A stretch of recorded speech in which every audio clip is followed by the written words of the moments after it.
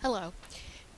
As the title slide indicates, this particular PowerPoint lecture is about the job interview. And while we will not do this in class, there will be some discussion board engagement about job interviews and how you would answer questions. And this is more of an FYI to go along with the resume and job search activities.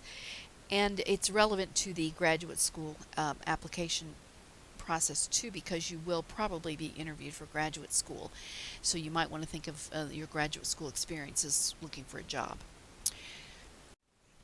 In this PowerPoint, we will look at the preparation for the interview, what to expect, questions that you will be asked, answers and that you should probably think about giving.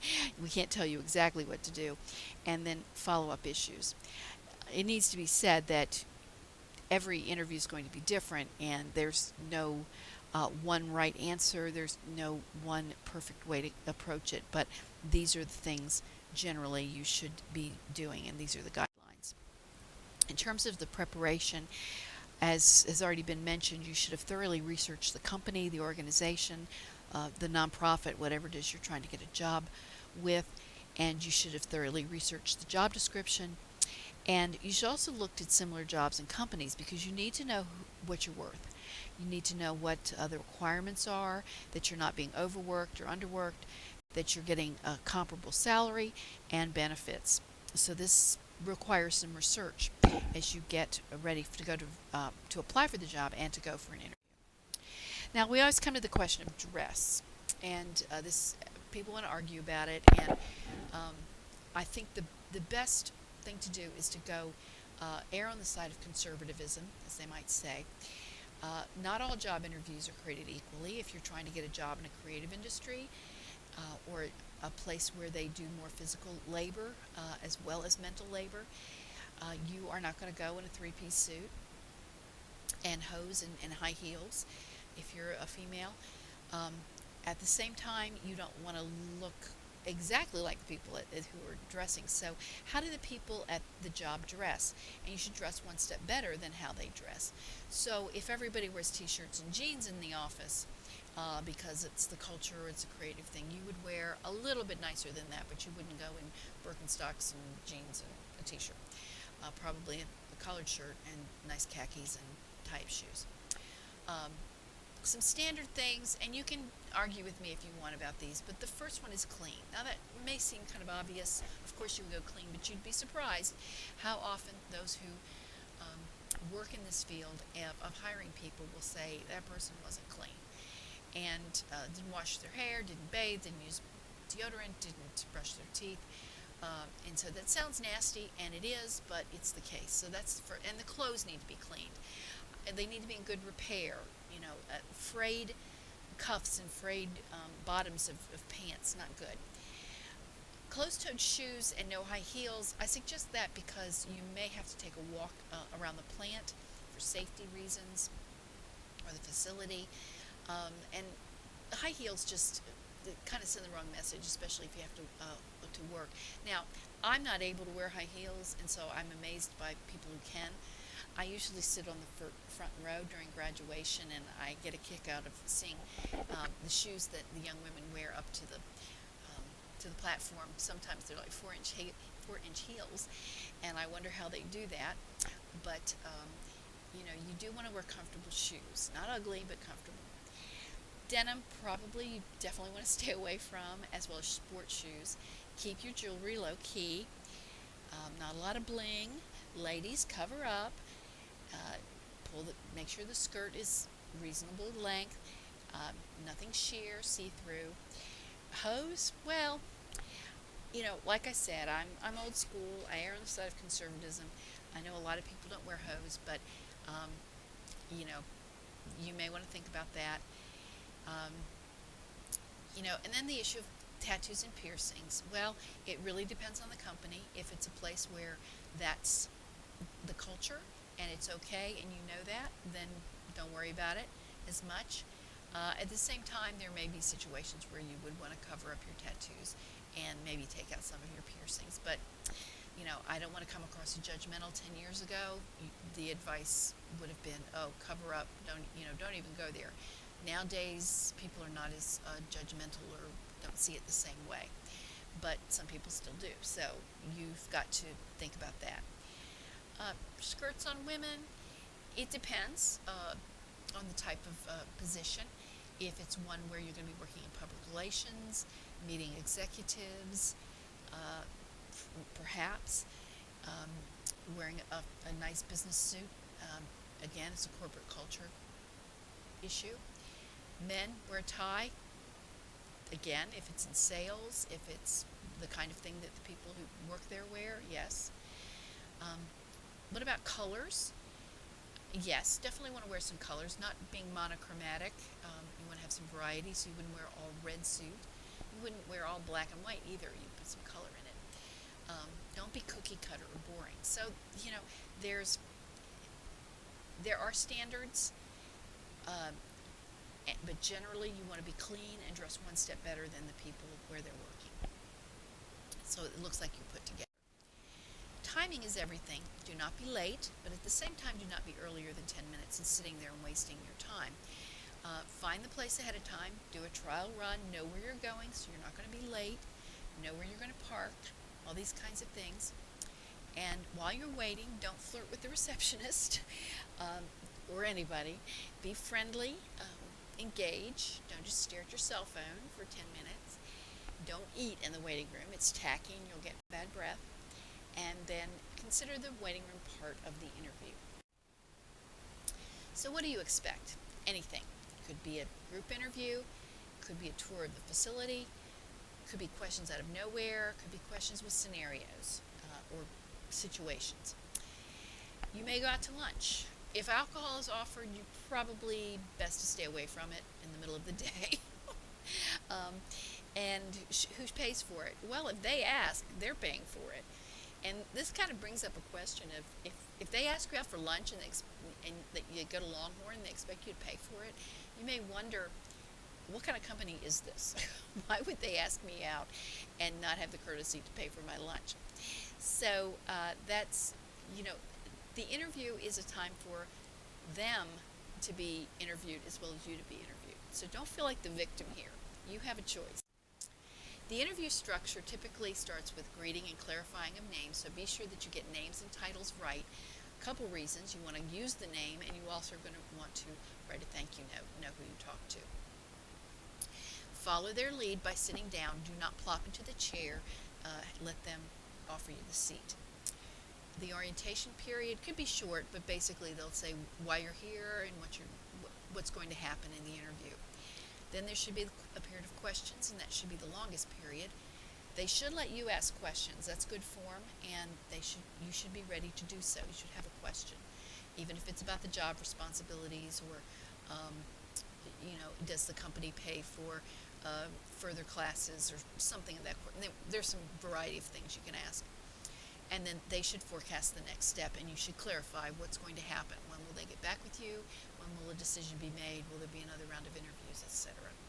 So this is the typical way it should run. Now, what I have here is a column, a list of yes questions and no questions. The yes questions are ones they're legally allowed to ask you. The no questions are ones they're not legally allowed to ask you. And if they ask you illegal questions, that's not a good sign. That's a red flag. What is your name? Obviously. Are you over 18? Yes, because you have to be legal to work. Did you graduate from high school? And this is public record stuff anyway. They cannot ask you any race questions, so they can't look at you and try to say, well, you must be this race, or where are you from, or are your people of this descent, or whatever. Or, your name. Oh, your name is interesting. What is that?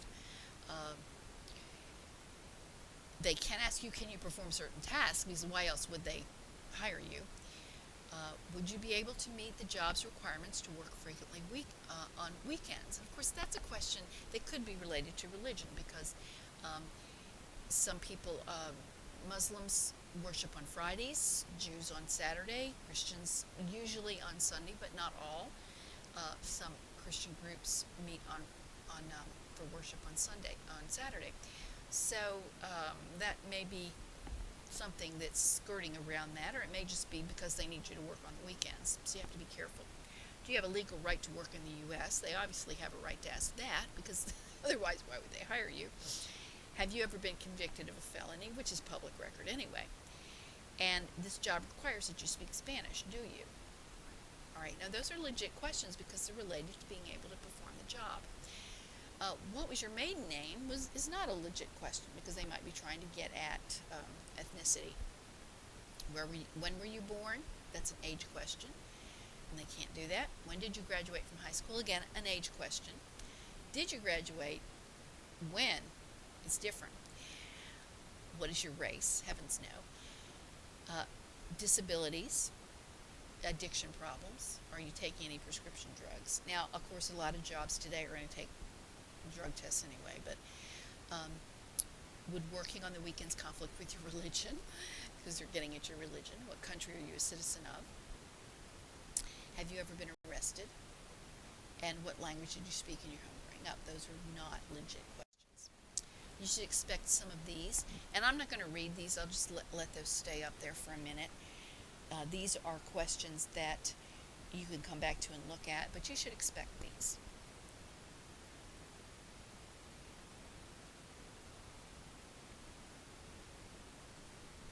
And you should have answers to them.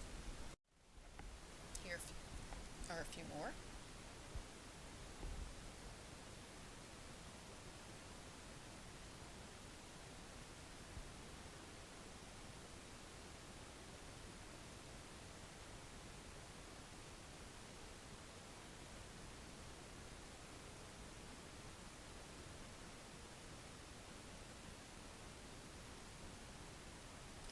You might think the last one is kind of generic, but that's to see if you can articulate, see what kind of things you would say about yourself.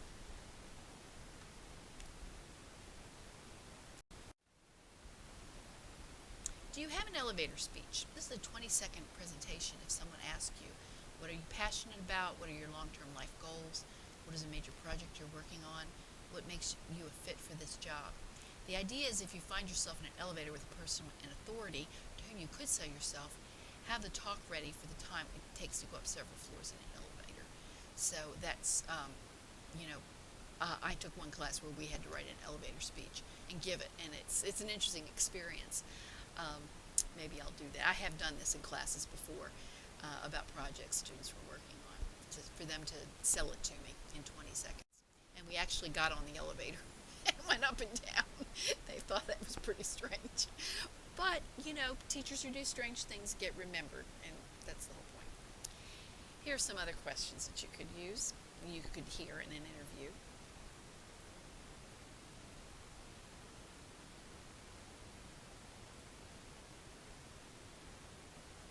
Now that last one's, that's a tough one. Don't talk about past bosses. Don't say that they were psychopaths, or they were manipulators, or they were micromanagers, or they were difficult, or they were whatever. Don't go there. It's a trap.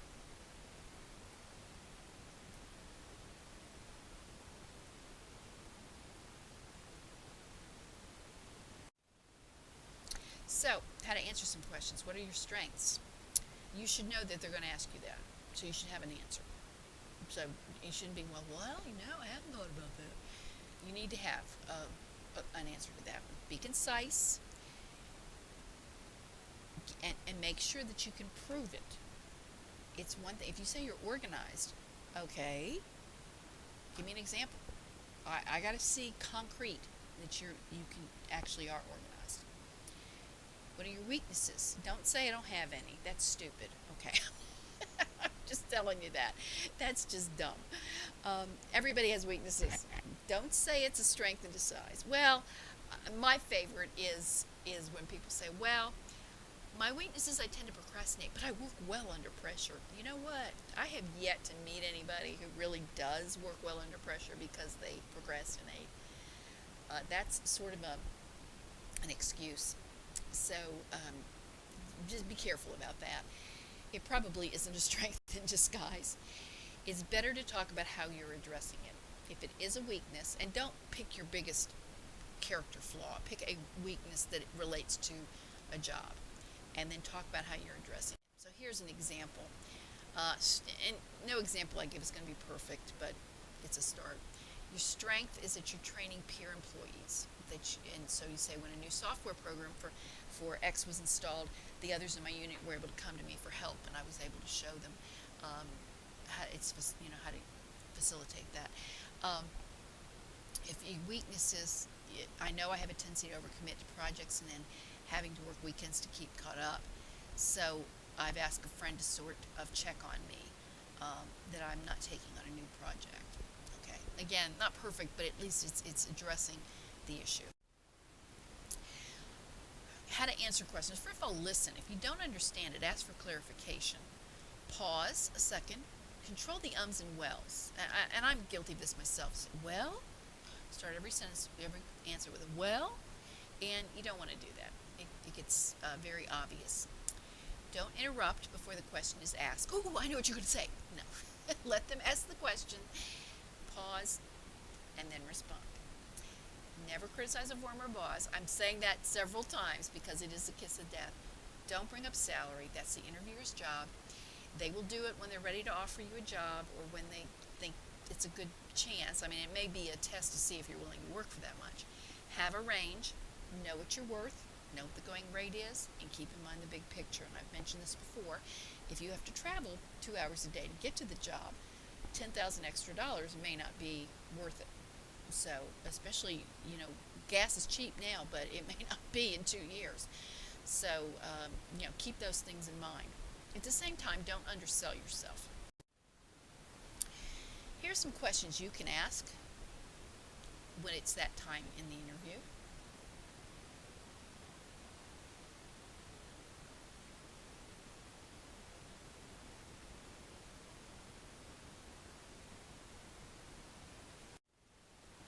Here are a few more.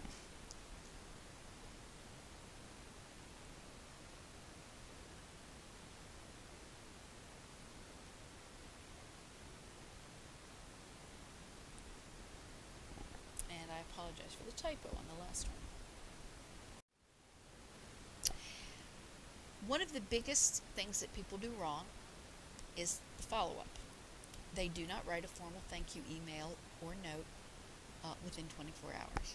And this is not a kiss-up exercise. This is a good thing to do.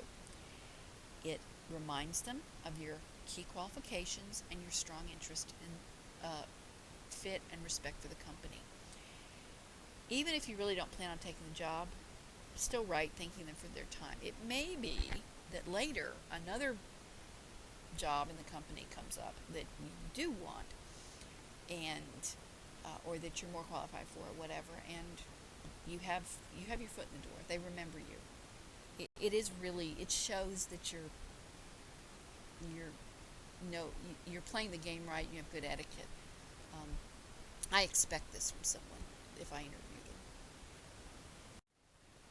Why would you not take a job if it's offered to you? Well, it's too far to drive. Stress, job issues not positive, company not what you thought.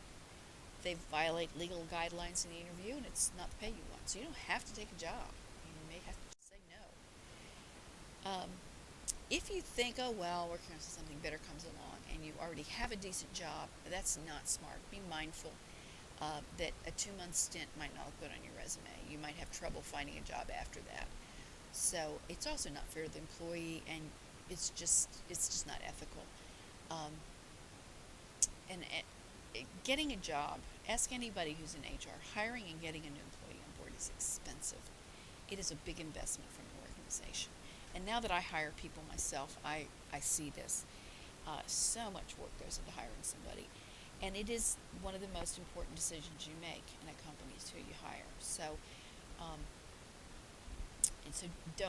don't take a job if it's just going to be for a couple of months. If they offer you a job, respond quickly. It may be that you need to send a written acceptance to back up the oral one, and send an email, and get clear directions on the next steps, and consider all this part of the interview. Okay? What about pay? Well, the best bet is to be informed. Read some good articles about negotiating. Do research. talk to others in the field, know what you're worth, be reasonable, have a range, realize that you are, in some cases, just getting started, entry level. A new college graduate, especially in Dalton, is not going to make the kinds of salaries listed on national websites. Those things are so wrong sometimes. I'm just shocked. Um, this is one of the cheapest areas in the country to live in. I think the only cheaper area is like Indiana, parts of that, if you look. Um, a house here that costs maybe 150 would be 500, $600,000 in California. Even in Atlanta, a house that's 150 here is going to be 250 in Atlanta. So, 1,000 of course. So, you really have to know what the salaries are here, not what they are in Los Angeles. So some of those websites are simply incorrect about, you're going to make $50 an hour when you graduate, which would be, $2,000 a week, which comes out to $100,000 a year when you graduate. Oh my word, no. College graduates do not, with bachelor's degrees, do not make that kind of money unless they're in highly, highly specialized fields and in certain parts of the country. So know what you're worth. Finally, be proactive about your career. This does not mean to start looking for a new job as soon as you were hired, although some people think that. But it does mean to always keep your skills up to where they need to be, or better. Always be conscious of the fact that you might lose your job through no fault of your own.